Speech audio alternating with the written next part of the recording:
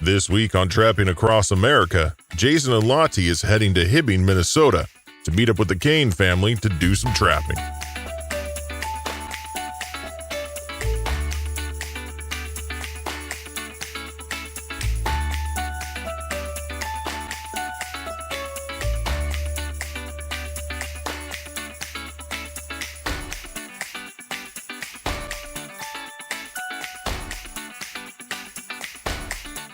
After the plane lands, Jason and Lottie are picked up by Adam Kane to head to his place. They waste no time and head out on the snowmobiles with Adam and his family to check the traps.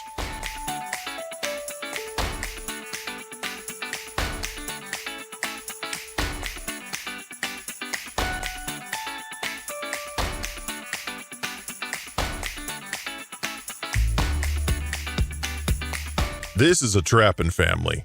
Adam and Kira always include the kids in on the fun and the great outdoors.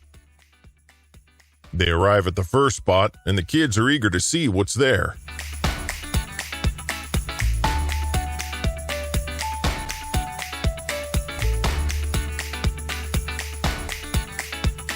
It looks like there's something in this trap, and Kinley is excited to show Jason what it is. The bobcat is the most abundant wildcat in North America. The species have been around for more than 1.8 million years.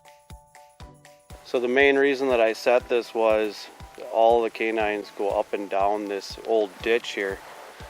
And so I actually came through with the snowmobile first and then set snares along the way. And so it's an easier path for them to follow right down these snowmobile tracks. And we just kind of put a snare there and pinch it off. And this cat must have been walking right down, probably trying to eat grouse in these little pines. And you can tell it was snared perfectly right around the neck. You can tell by nothing tore up around here. It was a very quick, humane death. After removing the bobcat, Adam will reset this trap in hopes of catching another bobcat.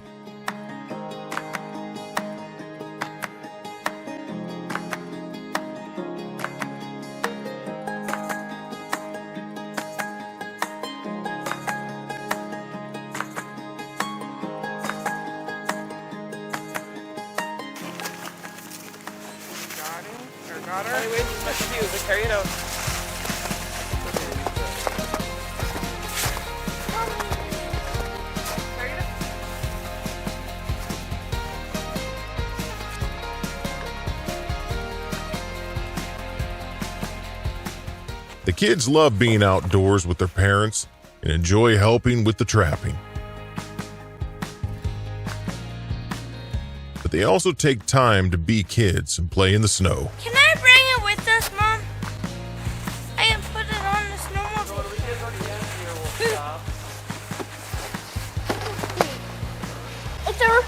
It's a deer. So the main way you can tell a cat track, and we'll look at it, I guess we looked at some cat tracks today, but the main way you can tell the difference between a canine and a cat is when they're walking. There'll be no claws in the snow.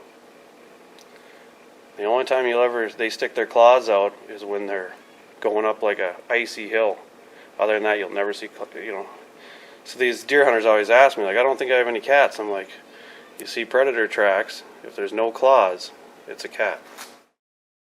Trapping Across America is brought to you by F&T Fur Harvesters Trading Post. And we're going to go now and check a couple bobcat sets. So hopefully we do good doing that. So for the last few years, the wolves have been federally protected, so we have ended up with just a ton of timber wolves here, and it's really taken a toll on our moose herd and deer herd. As you can see right in the middle of the road here, there's wolf trap, and I mean, we're definitely seeing more wolf tracks today than we've seen of any fox or coyotes or bobcats or anything. The wolves have been a major problem that we're having here. Now we're on into the next day, and they drive up on a spot to check.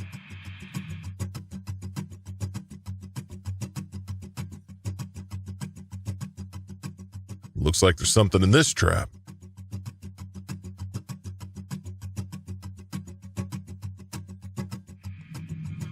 Adam, Jason, and the kids head in to check it out to see what they've caught.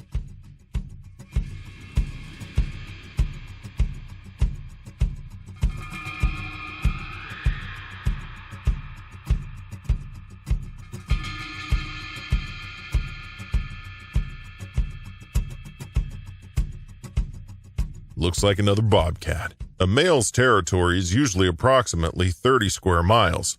A female's territory is approximately 5 square miles. They are often confused with their larger feline cousin, the lynx, but can be easily distinguished by their tail tips. The tail of a lynx looks as though it was dipped in an inkwell, being black all the way around, whereas the bobcat's tail appears to have been painted black on top and white on the bottom. So we have another cat here at a covey set. It's a homemade box made out of just slat wood, cedar slat wood. And we put a beaver inside it. It has the covered edge to make it legal in our state. We have to have a 7-inch cover in front of the trap. Have a nice bobcat here. And it looks like maybe we have a couple others actually coming in here too. And because the bait's completely gone.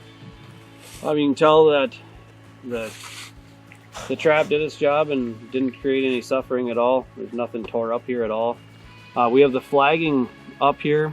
We have a CD that just spins around, and during the day and in the moonlight it creates a flash. Cats rely a lot more on their sight than they do their nose. They can't smell very good. And so we're going to remake this set and hopefully get another one. Wyatt brings Adam a frozen beaver to reset his trap.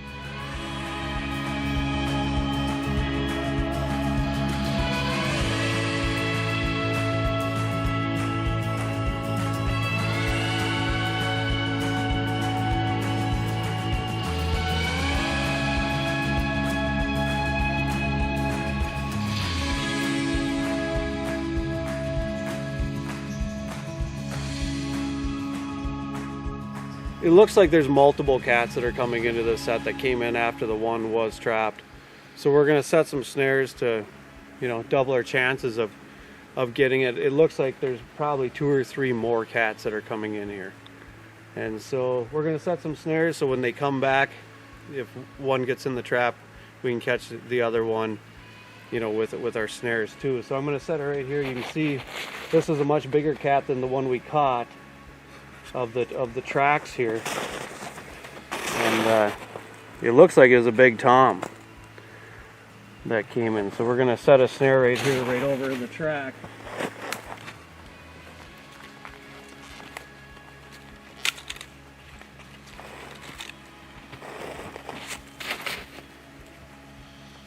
And hopefully it works out.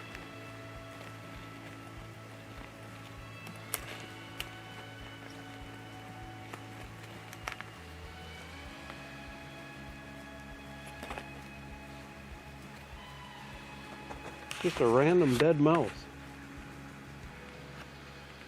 Kind of odd.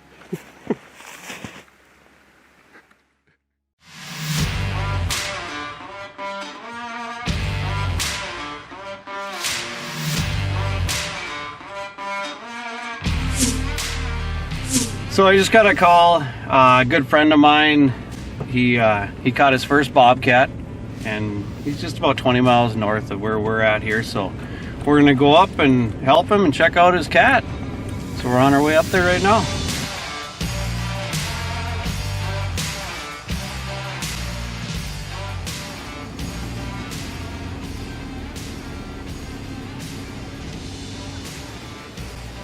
A bunch of toms in there.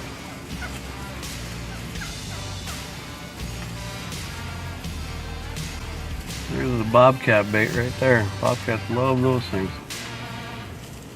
Having a hard time in the snow, aren't they? Yeah, they are.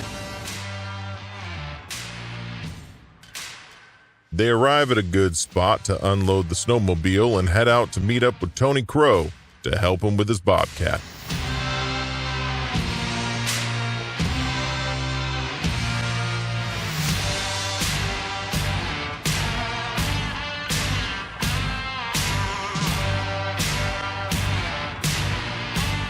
Jason gets to ride in a sled. They got me back here in this sled. Behind the snowmobile. Going after the bobcat.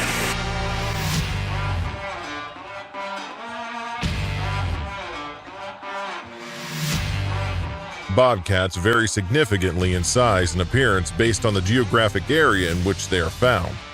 Adults can range from 10 to 40 pounds.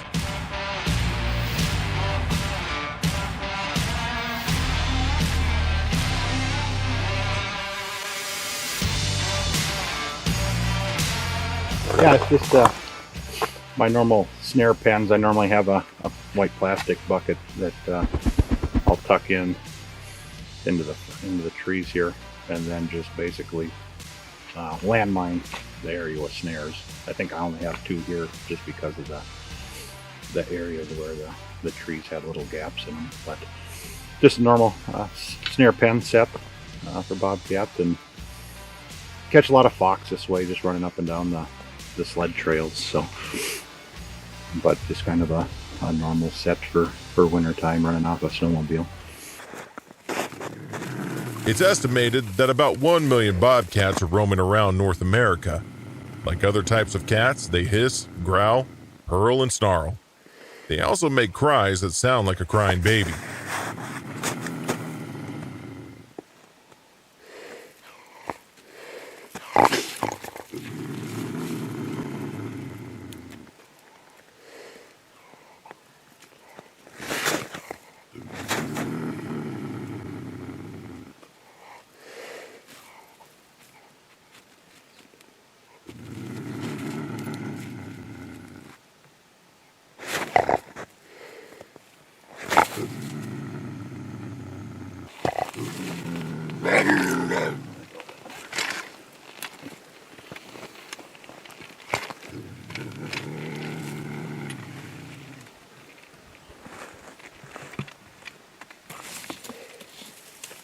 After dispatching this bobcat, they will reset the trap to see if they can get another one.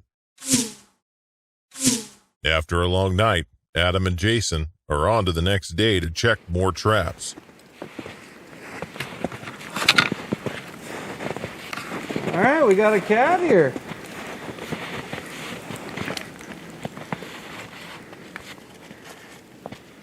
So we caught this one in a box in a 220.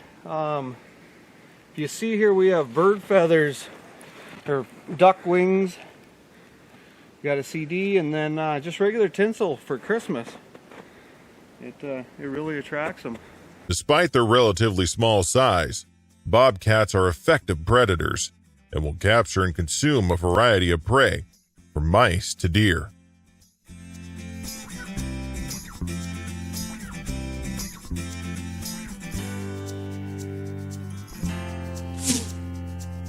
It's the last day of Martin and Fisher season. We pulled a majority of our Martin and Fisher sets.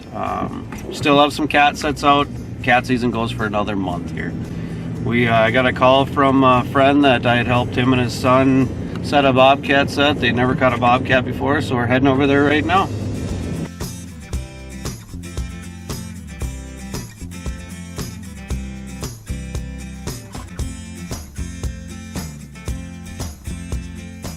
They meet up with Drew and his boy Jax to go check a bobcat trap.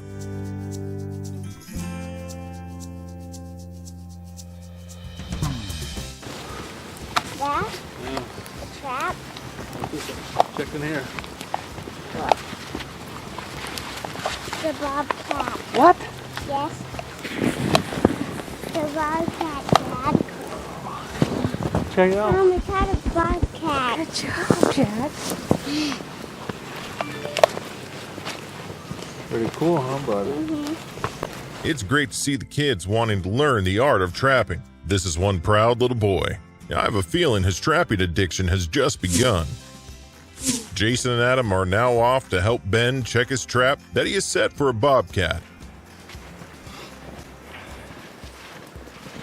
Oh, there is a cat in it. Holy smokes. I made a homemade cubby in here. It's the first time I've ever done it. And it actually paid off. That's pretty awesome. It's a nice cat. I just made a little cubby in here and threw a couple muskrats in there and then shoved pine balls all the way around and left one opening with the trap sitting just in front of the right in front of the muskrats there. She had to sneak in and the trap got her before she got to the bait. The first time I've ever done it. Didn't think it was going to work, but it did. Pretty awesome. Cool. Trapping Across America is brought to you by Sawmill Creek Bait and Lures, Trapping Girl Inc., F&T Fur Harvesters Trading Post, J3 Outdoors, Element Outdoors, Revealed Trail Cameras, High Country Control, and Tacticam.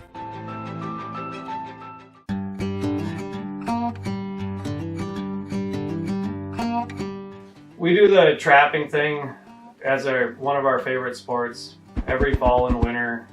We do a lot of hunting, and then as soon as hunting season's done, we go right into trapping mode. And that pretty much takes up our whole winter. And the kids still play sports. In fact, we just got back from a hockey game. And but we do it as a full family affair and have a lot of fun in the woods. It's actually our favorite time of year to be in the woods. So trapping as a family became Wyatt came first, and I had him out. I had a little pack that went right on the front of me, and I took him from Bo when he was about 9 months old, taking him out. I actually still have a picture of his first fisher with me, and he was a little pack on my chest. And Kinley came, she probably even started earlier because we were in full kid mode taking Wyatt out, and Kinley got to be a part of it right out the get-go. Kira did not come from a trapping family, but she kind of figured out quick that was kind of a part of life, being with me. So not growing up in a trapping family and then coming into it pretty full-blown meeting Adam, it's just been a neat experience. Been a lot of fun, something that we can do as a whole family.